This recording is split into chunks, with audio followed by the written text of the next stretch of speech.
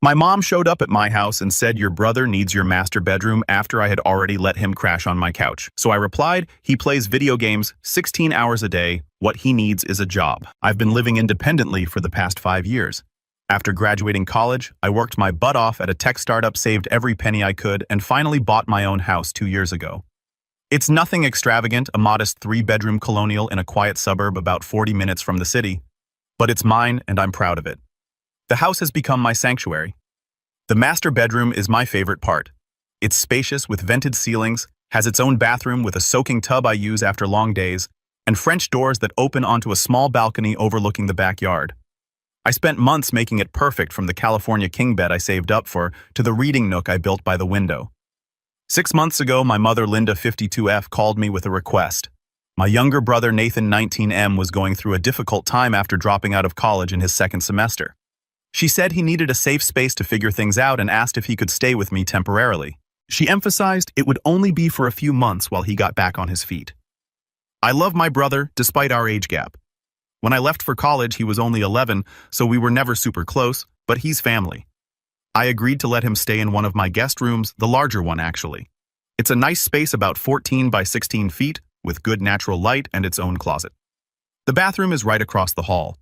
Nathan moved in with just a couple of suitcases and his gaming setup. The first few weeks were fine. He kept to himself, mostly playing games late into the night and sleeping until afternoon. I worked from home 3 days a week, so I'd occasionally see him shuffle to the kitchen for cereal or energy drinks. We'd exchange pleasantries, sometimes watch a movie together, but mostly lived separate lives under the same roof. I didn't charge him rent because Mom insisted he needed to focus on healing without financial pressure. I covered groceries, utilities, everything. I even added him to my streaming services and bought the snacks he liked. I figured it was temporary, and helping family is what you do. Last Tuesday, Mom came over for what I thought was a regular dinner visit. I made her favorite pot roast with those little potatoes she loves. Nathan joined us, which was rare. Everything seemed normal until dessert. When Mom cleared her throat in that way that means she's about to say something significant. James, honey. I've been thinking about Nathan's situation. She began, reaching over to pat Nathan's hand. And I believe we need to make some changes to really support his healing journey. I nodded, assuming she meant therapy or maybe going back to school. I was wrong.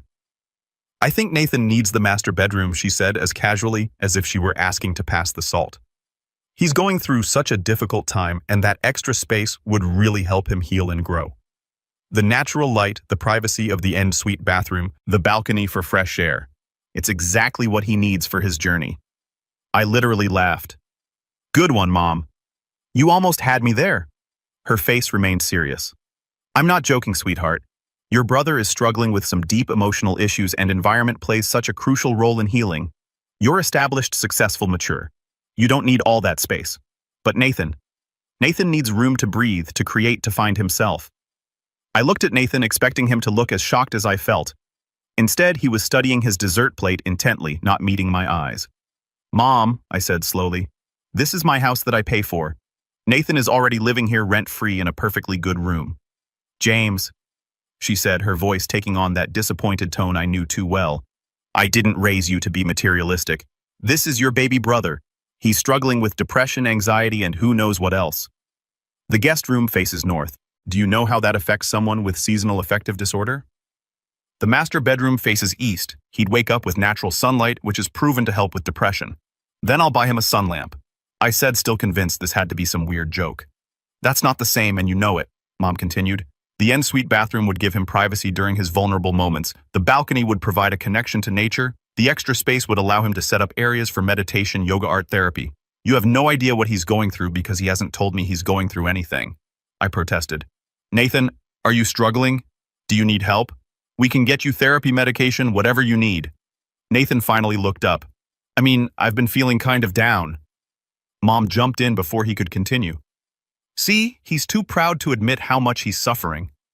That's why we as his family need to step up and provide what he needs without him having to beg for it. The conversation deteriorated from there.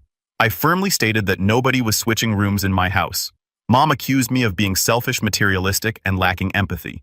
She brought up how her friend Patricia's son gave up his entire condo to move back home and support his younger sister through her divorce. She mentioned my cousin Michael, who let his brother live in his house for 2 years rent-free and gave him the master suite. I'm already letting him live here rent-free. I pointed out I buy all his food, pay all the utilities. How is that not supportive?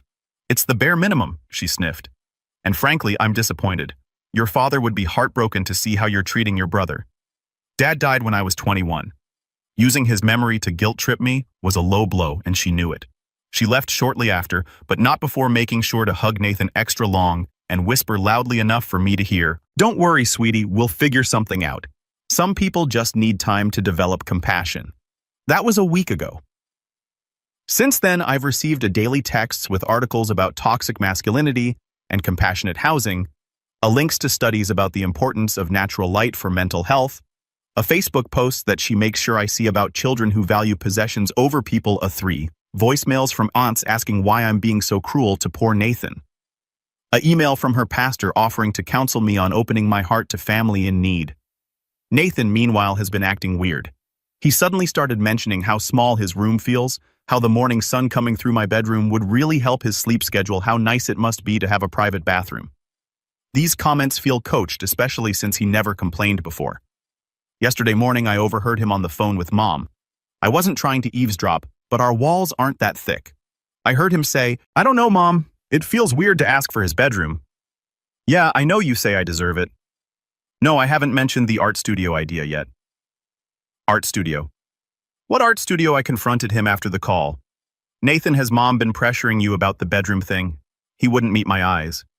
"She just thinks it would help me." "You know, with everything I'm going through." "What exactly are you going through?" I pressed. "Because from where I'm sitting, it looks like you're playing video games 16 hours a day and eating my food, which is fine. Your family, but I'm not seeing this mental health crisis that requires you to have the master bedroom of my house." He got defensive. "You wouldn't understand. You've always had everything easy. Good job. Nice house. No problems. Some of us struggle, James. Some of us need more support. I worked 60-hour weeks for 3 years to save for this house. I shot back. I lived in a studio apartment with 3 roommates and ate ramen for dinner most nights. Nothing about this was easy." Whatever he muttered, heading back to his room, his perfectly adequate rent-free room. I'm at a loss. Am I being unreasonable? Part of me wonders if I'm being insensitive to whatever Nathan might be dealing with, but the other part of me is screaming that this is insane. It's my house. I'm already supporting him completely. The guest room is nice. My friends think I'm being gaslit. My friend Sarah said her brother pulled something similar, claimed he needed her apartment because it was closer to his therapy appointments. She gave in, and 2 years later, she's still living with her parents while he's turned her place into a party pad. But Mom's guilt trips are getting to me. She keeps saying things like family means sacrifice. A real man provides for his family without keeping score. Your brother looks up to you, and you're showing him that material things matter more than people. I must have failed as a mother if this is how you treat your own brother. What would you do? Stand firm and risk being labeled the family villain, or give in to keep the peace? I genuinely don't know what's normal anymore. Update 1. 2 weeks later, my mother expects me to give up my master bedroom. It's getting worse. Thank you to everyone who responded to my original post. Your comments gave me the confidence to stand firm, but things have escalated in ways I never expected. After reading your advice, I sat down with Nathan for a serious conversation. I wanted to understand if he was genuinely struggling or if this was all Mom's manipulation. The conversation was illuminating. "Nathan," I began, "I want you to be honest with me. Are you really depressed? Do you actually want my bedroom, or is this all Mom's idea?" He squirmed in his seat. "I mean, I have been feeling down." "About what specifically?" I pressed. "Is it about dropping out? Do you miss your friends? Are you worried about your future?" "It's just everything," he said, vaguely. "Mom says I'm probably dealing with trauma from childhood that I don't even remember." "What trauma?" I asked, genuinely confused. "We had a pretty normal childhood. She says being the younger child is inherently traumatic. Something about not getting enough attention because you were the golden child." I stared at him. "Nathan, I left for college when you were 11. You had Mom and Dad's full attention for 8 years. How were you neglected?" He shrugged. "Mom has a lot of theories." That's when I realized how deep this went. Mom hadn't just been pushing the bedroom switch. She'd been filling Nathan's head with pseudo-psychological garbage to make him believe he was more damaged than he was. But the real shock came last weekend. I had to go to a conference on Saturday, just a day trip to the city for a work thing. I left at 7 a.m. and got back around 6 p.m. When I walked into my house, something felt off immediately. There was a candle burning in the living room lavender, which I'm allergic to and never buy. Music was playing from upstairs. Some meditation chakra stuff. I went upstairs to find my bedroom door open. Inside my room had been partially transformed. There were crystals on my nightstand, a Himalayan salt lamp on my dresser, and I kid you not, a dream catcher hanging from my ceiling fan. My bed had been moved to a different wall, and there was a yoga mat spread out where my reading chair used to be. But the worst part, Nathan was sitting on my bed with a sketch pad while Mom stood beside him with fabric samples. "What the fuck are you doing in my room?" I didn't mean to yell, but I was beyond angry. Mom turned with a smile, like nothing was wrong. "Oh, James, you're home early. We were just experimenting with some design ideas." Nathan has such a wonderful vision for this space. He wants to create different zones, a meditation corner, an art studio space, a reading nook. Isn't it exciting? Get up now. Nathan at least had the decency to look embarrassed. He scrambled off my bed, dropping his sketch pad. I saw the drawings floor plans of my room with labels like Creative Expression Zone and Healing Alter Pace. "James, there's no need for hostility," Mom said calmly. "We were just visualizing possibilities." Nathan's therapist says visualization is a powerful tool for manifesting change.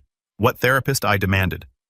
"Nathan doesn't have a therapist. His spiritual advisor," Mom corrected. "Miranda is wonderful. She does Reiki and chakra alignment too." Out. They left, but not before Mom made sure to say loudly enough for me to hear as she went down the stairs. "This negativity is exactly why Nathan needs a sacred space away from toxic energy." I spent the next hour putting my room back to normal, throwing away the crystals and that horrible dream catcher. The fact that they'd been in my space, touching my things, moving my furniture without permission, made my skin crawl. That night, I installed a lock on my bedroom door. Nathan hasn't said a word to me since, just sulks around the house. But Mom went nuclear. The next day, she started a family group chat called Supporting Nathan's Journey. She included every aunt, uncle, cousin, and even my grandmother. Her opening message was a novel-length dissertation about Nathan's struggle with severe depression and artistic suppression and how I was blocking his healing by denying him adequate space for his therapeutic practices. The responses were mixed. "And Patricia James, is this true? You won't give up one room to help your brother heal." Uncle Michael, Linda didn't.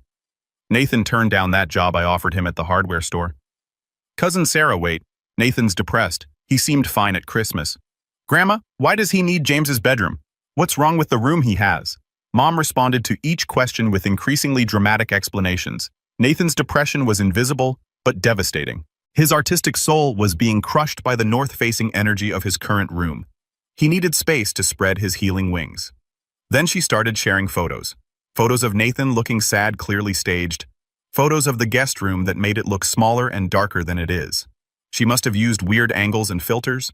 Photos of inspiration boards for what Nathan could do with the master bedroom. My cousin Jennifer finally asked the question everyone was thinking. Linda, why doesn't Nathan get a job in his own place if he needs specific space for his art? Mom's response. Jennifer, I'm disappointed in your lack of compassion. Nathan is an artist. He can't just work at some soul-crushing job. He needs support while he develops his gifts. James has been blessed with material success. The least he can do is share with his struggling brother. That's when I snapped and responded in the chat. Let me clarify some things. 1. Nathan has been living in my house rent-free for 6 months. 2. I pay for all his food utilities and expenses. 3. He has not applied for a single job. 4. He has not looked into going back to school. 5. He has not seen an actual therapist or medical professional. 6. His art consists of doodles he does while playing video games.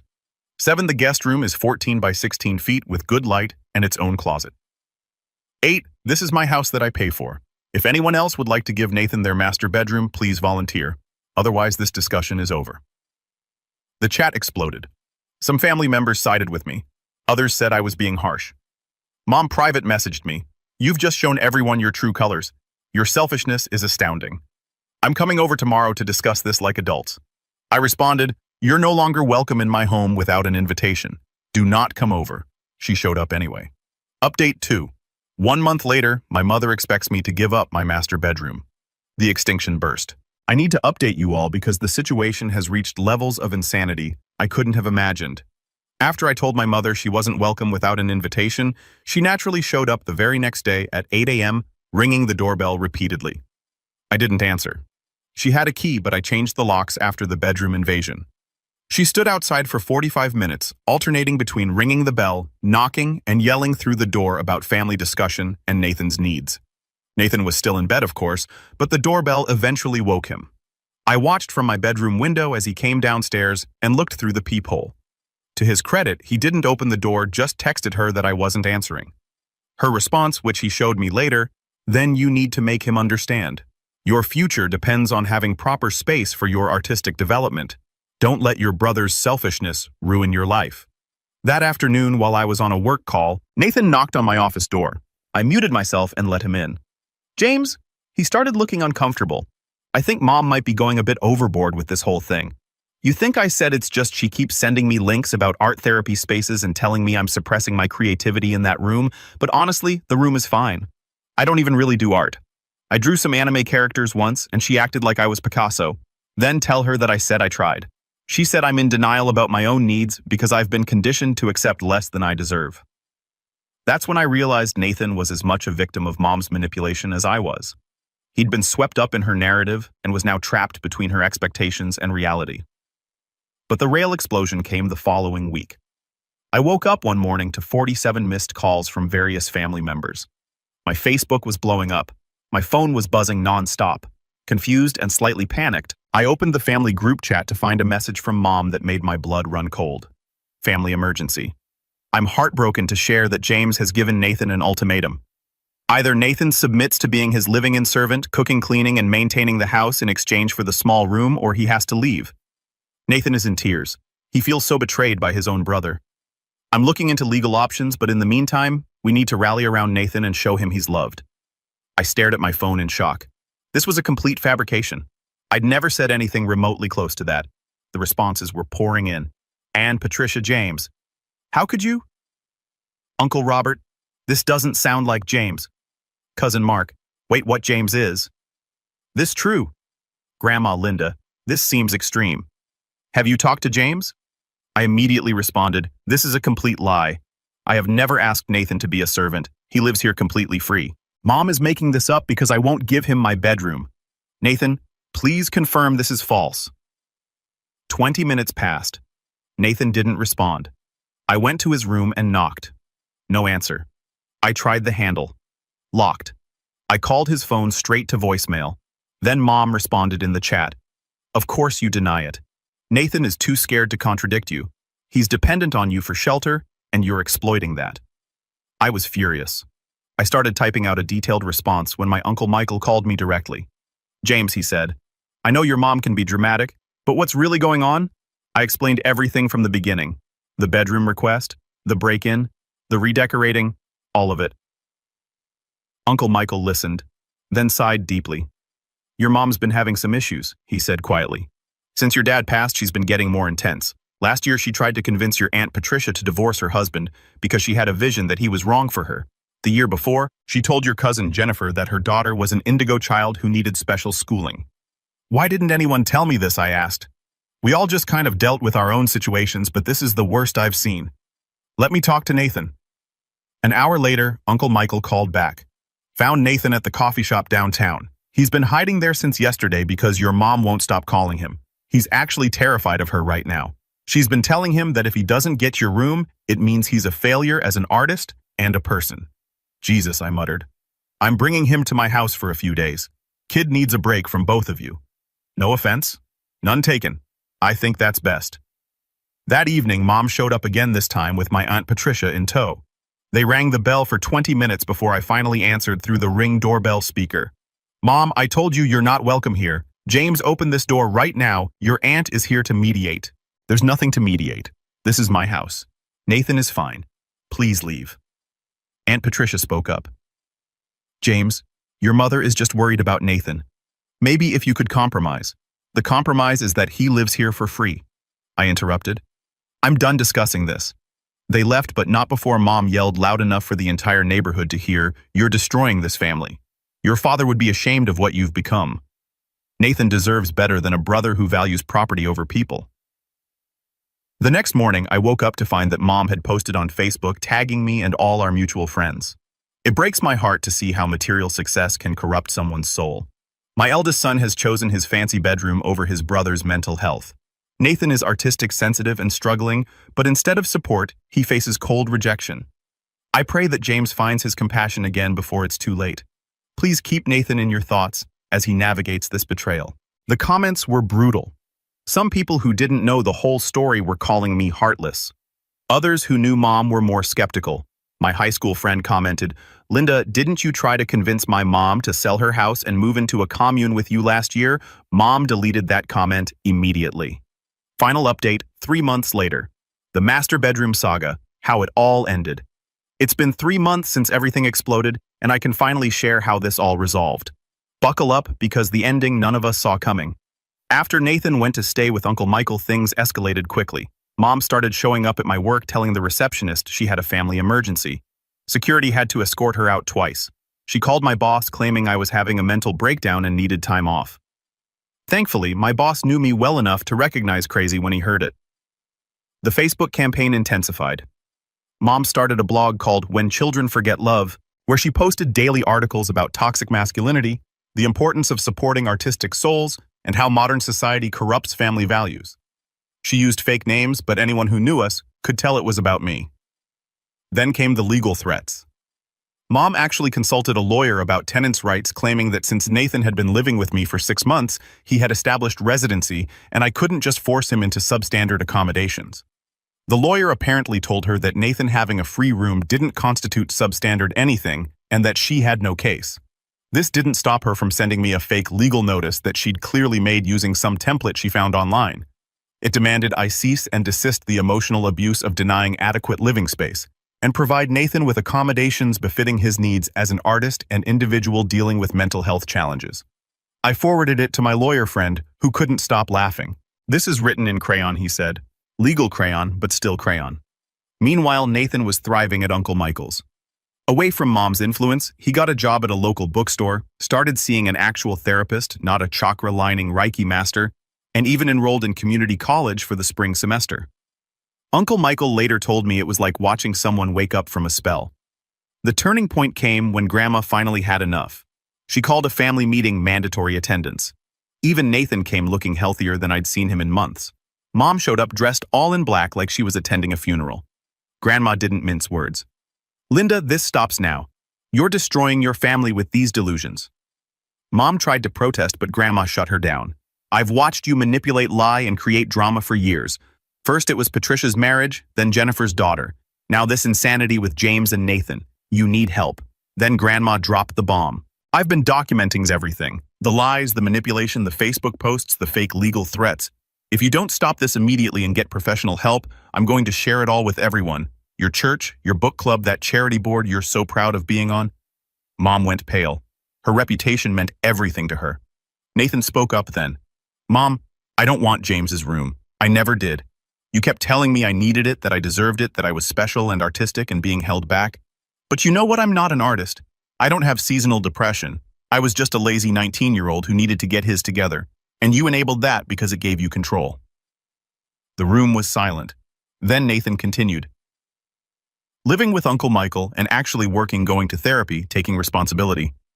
That's helped me more than any master bedroom ever could. James gave me a free place to stay, and you turned it into some weird psychological warfare. Mom tried one last manipulation. I just wanted what was best for my boys." "No," I finally spoke up. "You wanted control. You wanted to move into my house eventually, didn't you?" "Nathan, getting my room was just phase 1. The look on her face told me I'd hit the nail on the head. Aunt Patricia gasped. "Linda, is that true? Were you planning to move in with James?" Mom's mask finally slipped. "He has 3 bedrooms. I'm getting older. It makes sense for family to take care of each other, but no. He's too selfish, too attached to his precious house to help his own mother." Uncle Michael laughed bitterly. "Linda, you're 52, not 82. You have a job and apartment, and you're perfectly healthy. You don't need to be taken care of." The meeting ended with an ultimatum from Grandma. Mom had to get therapy, real therapy, not alternative healing, or be cut off from the family. Mom stormed out, but not before screaming that we'd all regret this when she was gone. That was 2 months ago. Here's where everyone is now. Nathan is doing great. He's working part-time, going to school, and just got his own studio apartment with a roommate. We have dinner every Sunday, and our relationship is better than it's ever been. He even jokes about the bedroom thing now. "Hey, James, Sweet master bedroom, mind if I store my bike in there? He's in therapy, dealing with years of mom's manipulation and punishment. Mom went no contact with everyone for about 3 weeks, then tried to come back like nothing happened. When that didn't work, she actually did start therapy, though. We're all skeptical about how honest she's being with her therapist. She's not allowed at my house, and I only communicate with her through emails that I keep documented. The extended family is split. Some think we were too harsh. Others are sharing their own stories of mom's manipulation over the years. Turns out she'd been pulling smaller versions of this for decades. We just never compared notes. As for me, I'm in therapy too, unpacking years of guilt trips and manipulation I'd normalized. My house is peaceful. My master bedroom remains my master bedroom. I installed a better security system and cameras just in case. The funny thing, Mom was right about one thing. The master bedroom does have great natural light. I wake up every morning in my bed in my room watching the sunrise through those French doors and feel nothing but gratitude that I stood my ground. To everyone who told me I wasn't crazy, who validated that this was insane, who encouraged me to hold firm, thank you. You helped me trust my instincts when family was trying to gaslight me into giving up my space and ultimately my autonomy. For anyone dealing with similar boundary-stomping relatives, no is a complete sentence. Your space is yours. Family that truly loves you won't try to manipulate you out of it. And sometimes the best thing you can do for someone is refuse to enable their delusions or the delusions of those who claim to speak for them. Edit. Since people are asking, yes, the lock is still on my bedroom door. Better safe than sorry. Final edit. Nathan texted me while I was writing this. Dude just saw Mom posted in her blog about how sometimes we must release toxic people to find our truth. The irony is amazing. We had a good laugh. He's coming over Sunday to help me repaint the guest room, the north-facing one. It gets perfectly adequate light.